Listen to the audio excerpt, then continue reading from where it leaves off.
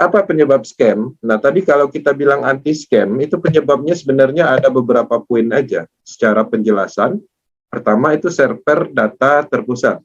Oke. Kenapa server data terpusat ini menyebabkan scam? Karena ketika sistem project tersebut dihack, dihentikan, diambil alih, maka dia akan berhenti. Atau mungkin diambil alih sama yurisdikasi tertentu atau kekuasaan tertentu semacam pemerintah, misalnya menyalahi perizinan gitu, diambil datanya di server atau ditargetkan server tersebut, dimatikan, bisnisnya berhenti. Bahkan menariknya, memang sengaja terkadang itu dimatikan, ya karena mereka development sudah dapat keuntungan, targetnya sudah tercapai, dana masyarakat sudah terkumpul miliaran triliunan, mereka sudah dapat untung, buat apa lagi? Mereka matikan, seperti itu. Nah, itu penyebabnya seperti itu. Kemudian, kontrol sistem terpusat. Ini ada pengaruhnya dengan misalnya kita udah capek ngembangin proyek tersebut, udah banyak bonusnya di dalam akun kita berupa tulisan, sekian dolar, ribuan dolar, kita klik withdraw, tapi nggak dibayar-bayar. Itu karena ada kontrol di belakangnya.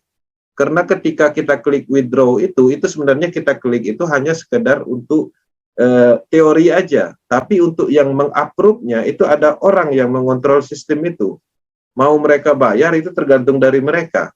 Nah, ada juga akun yang di-ban tanpa alasan yang jelas selama ini di dalam proyek sebelumnya.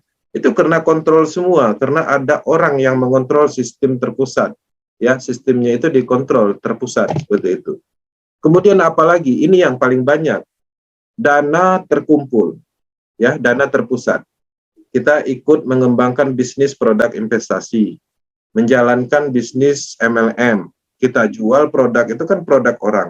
Kita dapatnya bonusnya 10%. Sisanya kemana?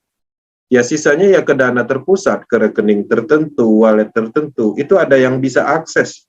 Ya adminnya, ownernya gitu. Bisa aja mereka salah gunakan, mereka bawa kabur, atau memang sengaja mereka ingin mengumpulkan dana sebanyak-banyaknya, tujuannya adalah untuk menipu, seperti itu. Jangankan sejenis bisnis pemasaran, perbankan pun yang punya legalitas, gedungnya ada di mana-mana, tinggi-tinggi, itu pun bisa menipu karena ada faktor ini, dana terpusat.